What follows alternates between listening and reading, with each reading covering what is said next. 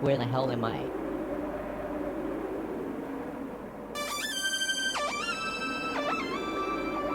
Why am I so pointy? Why am I so cheap looking? This looks like a 3D PS1 game. Have to find a way out. Something moving over there. What is it? Sounds like a... Smells like a... Looks like a...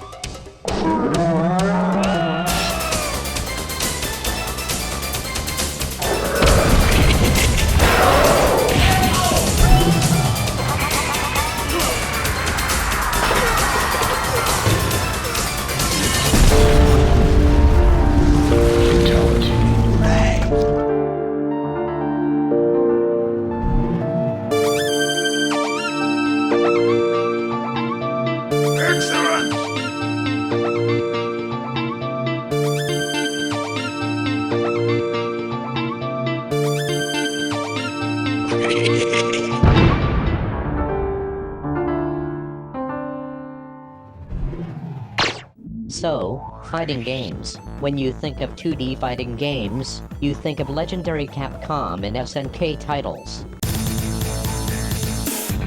There are countless games you can go back and explore on many platforms. When you think of 3D fighting games, you think of Namco, Tecmo and the rest. You think of the great Tekkens, Street Fighters, even Toshindens. One thing all fighters were required to have back in the day was a great announcer. Round one, fight! Prepare to strike. Now! Supreme victory! Announcers were an extremely important part of our fighting experience. Many games started off with satisfactory announcers and then evolved to cooler or wackier kinds. Beat 'em up, guys! Stormy Mod.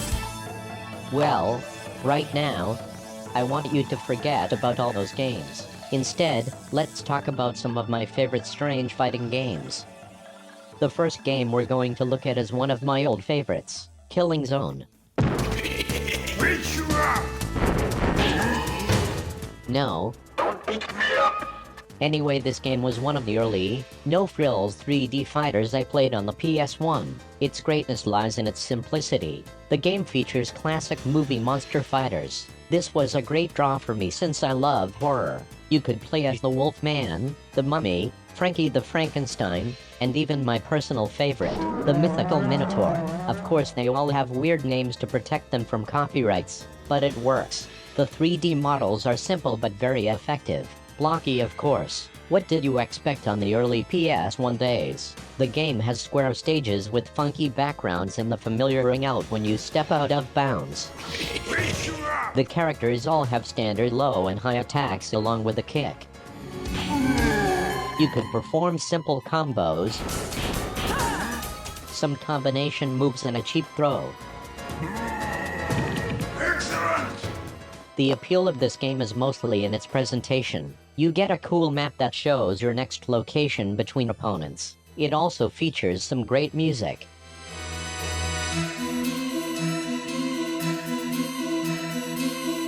Very moody. Something you'd hear around Halloween. It really feels like a monster fighter. There's a standard arcade mode but also a cool build mode, where you power up your character by beating up opponents in a tournament. The thing is, you can't control your character in this mode.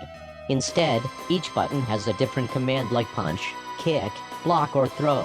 It's up to your monster to decide what it will do.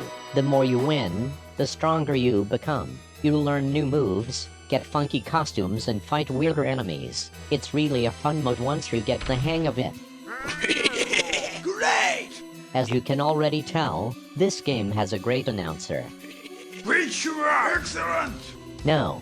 I'll beat you up! 5 out of 5 Frankie the Frankenstein. Excellent! Moving right along. Next on our list is... Criticom Raw! Yes, Critical blow. Right from the start you can tell this has a great strange announcer. 3, 2, ready, go! Ready, 3, 2, ready, 2, go! Ready? This game has a 2D, 3D perspective. Typical fighting game style. There is no open arena like in Killing Zone. The game features an assortment of strange characters, anime-looking people and Street Fighter clones, but with added weirdness. My favorite is this robot. This game has the standard Street Fighter gameplay, low and high attacks, blocking, Capcom physics, and super moves. The special addition to this game is the Critical roar! Yes, critical blow. This move can only be done when you have the right conditions. You must have nearly no health left and enough super bars to perform it. They are typically very flashy and a great way to finish your opponent. I never get tired of this formula. Fight your way through the roster of characters and beat the final boss. There's also a trading mode that I never play. You beat characters and get cards or something. It's there, if you're into that type of thing. A nice underappreciated game with solid gameplay. Moving along. Next on our list is Fighter's Destiny for the N64.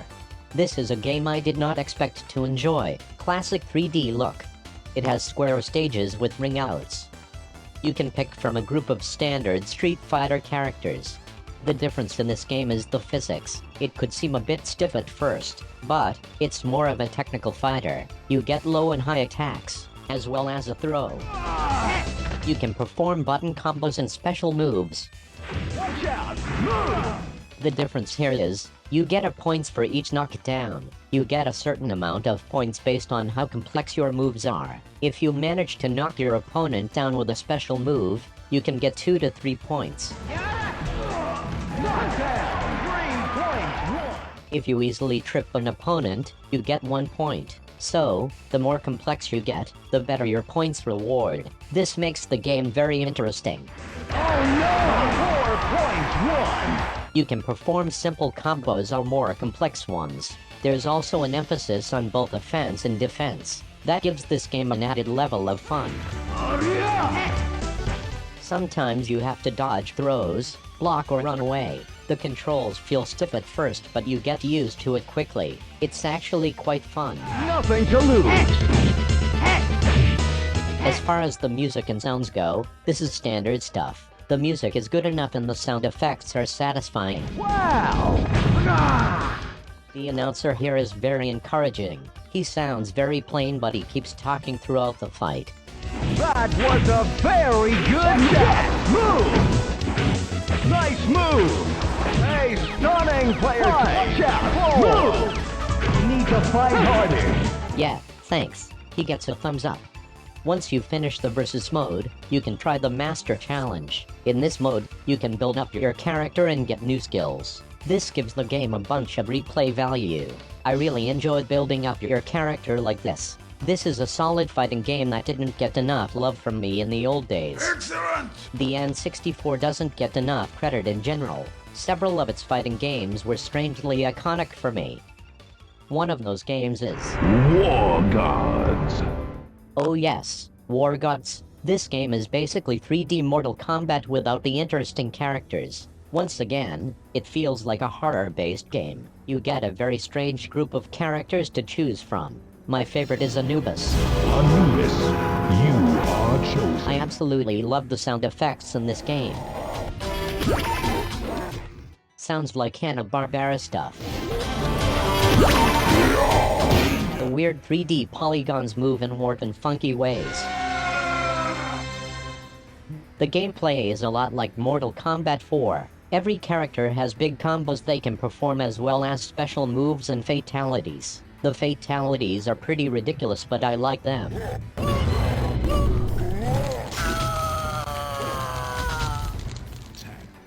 You also get that iconic midway uppercut in Blood.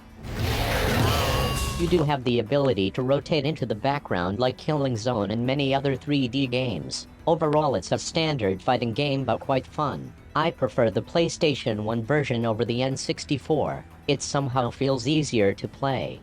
Decent announcer for this one. Attack wins. Perfect victory. Very midway standard stuff. Begin. My favorite part of this game is one of the last bosses, Grox.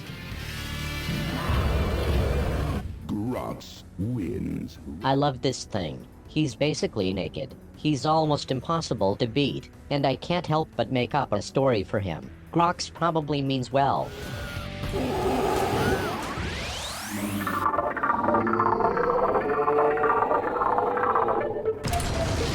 Wow, I summoned Grox into this dimension. Grox flattered to have such great fan. Yes, I really liked your performance in the game. Grox take pride in Grox work. So, how have you been? Grox working on new breakout project. Grox hope break Grox stereotypes. Wow. Seems like you're keeping busy. Follow Grox on social media. Subscribe to Grox blog. It's good to change with the times. Grox know many other great fighting game. Well, thanks, but I already have a list of games I want to discuss here. You not want Grox opinion? No thank you. Maybe you allow Grox host show. I rather do it myself. Please, take Grox card. I'm okay, thank you. Listen, I think I should get going. Don't forget subscribe to Grox. I won't. Man, what an asshole. War Gods always reminds me of another game that I have a love-hate relationship with, Criticom. This game looks like it was trying to be something big. Lots of love was put into this development. Each strange character gets a funky CG intro. Each character represents some alien race, and the aesthetics are actually pretty cool. Even though the characters look very stiff and weird, this could have been a likable group of players. Unfortunately, this game is so hard to control that it ruins the experience. Good luck figuring this game out. The moves are overly complicated and are often dodged by your opponent. The AI is difficult as hell. It's hard to stay interested in this game for a long time. I will say that the Sega Saturn version is far better than the PlayStation. I could barely pull off any moves on the PSX. This is one of those games where you have to hold buttons and press directions to do moves. There are punches, kicks, special moves and ring outs. Nothing crazy, but it's a standard 3D fighter. The announcer is barely noticeable in this game. Nothing special. I really wish the fighting engine was easier to play. This could have been really good. There's really nothing special here, but this game does hold a small place in my heart. That didn't hurt. Player 1 triumph.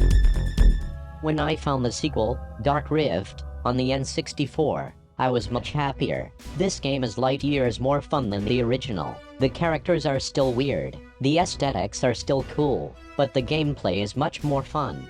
Dark Rift has a cool button combo system. You can combine low and high attacks, use special moves and do throws. The gameplay is smooth and fast.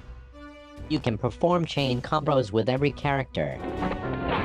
Somehow, the world isn't as cool as the first game. If only they could have combined this gameplay with Criticom style, we could have had a really decent experience. Either way, I'm satisfied with this series. It kinda reminds me of Killer Instinct. It's not the greatest game ever, but it gets the job done. Worth a playthrough. Jumping into 2D now, we have Battle Monsters, another monster-based game similar to Killing Zone. Although, this game plays nothing like Killing Zone. The cast of characters is very interesting. Featuring Medusa, Weird Frankenstein, Michael Myers, Fagor, some weird magicians, and even this guy named Headless Horn. Yes, Headless Horn. I like this guy. The game plays like a Street Fighter game but only uses 3 attack buttons: punch, kick and mana. The mana button allows you to do your super moves when your mana bar is full. The game's visuals are kind of crazy. At first, you have no idea what's going on because of all the fast scaling. Look at this craziness. You don't know where to concentrate. After a while, you get the hang of it. You start to realize that the game actually looks pretty good. The characters are all digitized like Mortal Kombat and the backgrounds look like videos on repeat. This actually looks like it belongs on the Atari Jaguar or something like that. It has that weird vibe. The game is very fun once you get the controls down. The characters are all very unique and have a vast assortment of moves. The stages are also interesting and appropriately themed for each fighter. You can use the X, Y, and Z buttons to jump up on different parts of the background. It's a strange but fun feature. There are even some hazards in certain stages.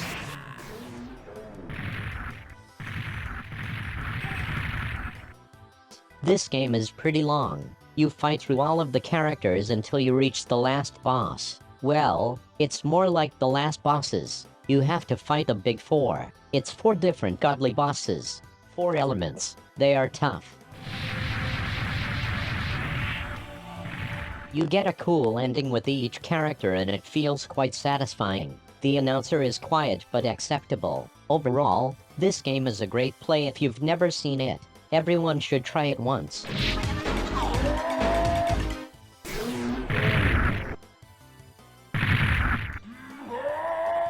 Speaking of 2D, let me quickly mention an unexpected winner. Gundam, the Battle Master. Yes, a Gundam game that I can actually play. You don't have to know much about Gundam to play this game. The first thing you'll notice is the awesome animations on each character. The second thing is the announcer. Here we go. Man, I love this guy. Wealth and glory to the winner. The characters all play very differently. There is great replay value in this title. You'll have lots of fun learning each character. There's low and high attacks, special moves and some super moves. The scaling and graphics are awesome. I can't get enough of this look.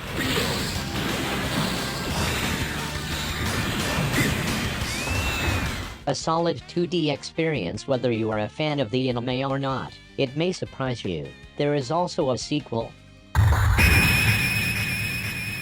Gundam, the Battle Master 2. It's basically the same as the first game. That's a good thing. I didn't expect the PS1 would have a 2D game this pretty.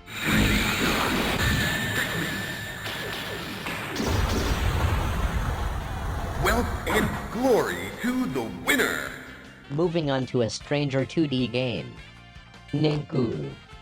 This game may be based on another anime. The characters are all very interesting. It's a funky group and they all have a diverse set of moves and gameplay styles. The graphics are 2D sprites with 3D backgrounds. This creates an awkward look, but I really like it. There is plenty of character scaling. You can get thrown into the foreground or background. The camera keeps moving around and zooming. I like this style. The characters themselves have standard Street Fighter moves. You get punches, kicks, throws and special moves, as well as super moves when your meter is full. Basic Capcom physics, but the gameplay is solid.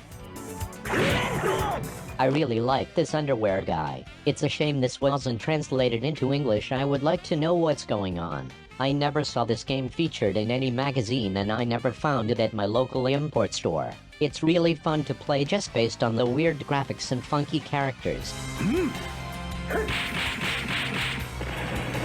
And now, finally, I'd like to bring up one of my absolute favorite underappreciated strange fighting games, D-Zurd. Yes, you heard right. Maybe part of the reason why you may have never heard of this game is its awful title. What a shame. This game is such a great 3D fighter for the Sega Saturn. I'm convinced that it would have been popular if it had a North American release, and maybe a change of title. This game was developed by Nextech and published by Takara. When I saw the Takara logo on another 3D fighting game, I immediately purchased this game. Takara had published some of my favorite 3D fighters of the time, most notably Toshinden's series. I was so hyped up when I got this game, and it did not disappoint. You are treated to a CG intro right off the bat.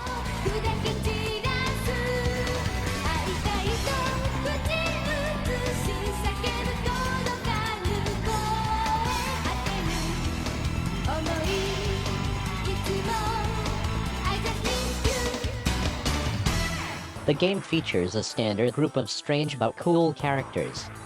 favorites like Boy, Lucifer, and so on. This is also a weapon-based game. Each character plays quite differently. You have long range, short range, fast, slow, etc. Each one has a unique style of fighting. This game is all about the chain combos, but it also has special moves and throws. You link together low and high attacks for long combos for the most part, though you can also activate a sort of hyper mode, where you can link combos much easier for a short amount of time. The stages are all very cool. Some stages have ringouts, others are cages that you can't fall out of. In the cage stages, you can use the walls for some special attacks and to inflict more damage. In the ring stages, if you get pushed out, you can try to survive by jumping back in. Very cool stuff. You can strafe into the background to dodge attacks or just use back to block. The thing is, you also have a blocking meter. If you block too many attacks, your opponent can break your weapon with a special move. These gameplay mechanics are very fun. Another thing you'll notice is the graphics. There is a decent amount of attractive lighting in this game. It is utilized during attacks, special moves and blocks. I really like the look of this game. The character models are nice and it looks like a lot of time was put into them. The stages also have some nice effects. I especially like the water in this stage, and the reflections here. The music also features some really good tunes.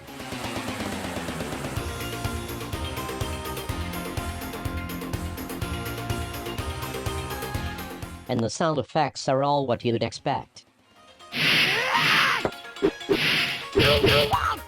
You fight every character until you get to the 2 bosses. Each one gets a cool CG intro.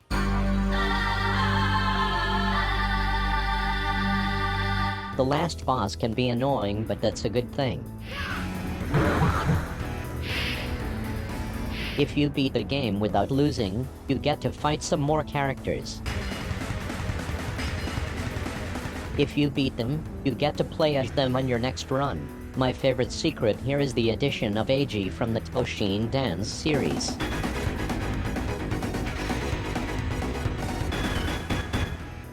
He plays totally different from the Toshinden games, but it was so cool to get this secret when I was a kid. And what about the announcer? Final battle. Go, fight! Real pushy but fun. Go, go, go! Fight, fight, go! Okay. Fight! Wait, just give me a chance and I'll go. Go, go! Okay, I'm going. I have no idea how this game didn't get on anyone's radar. This would have been an instant favorite if it was released in the US. I played this title for months, and the best part is, all my friends who had a PS1 didn't have it. It was hard to get a decent Saturn exclusive back in those days. I'm so glad I found it in my old import store.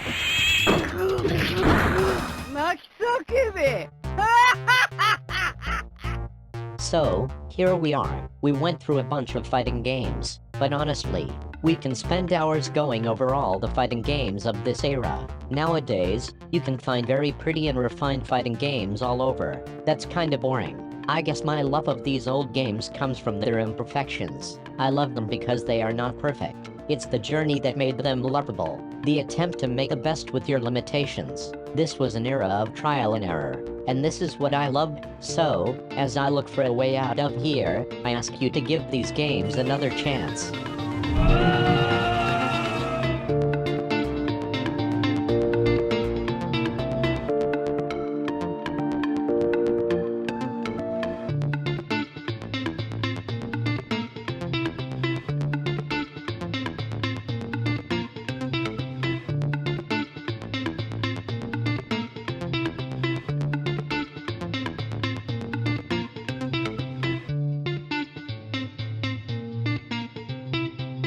Don't forget subscribe to Grox.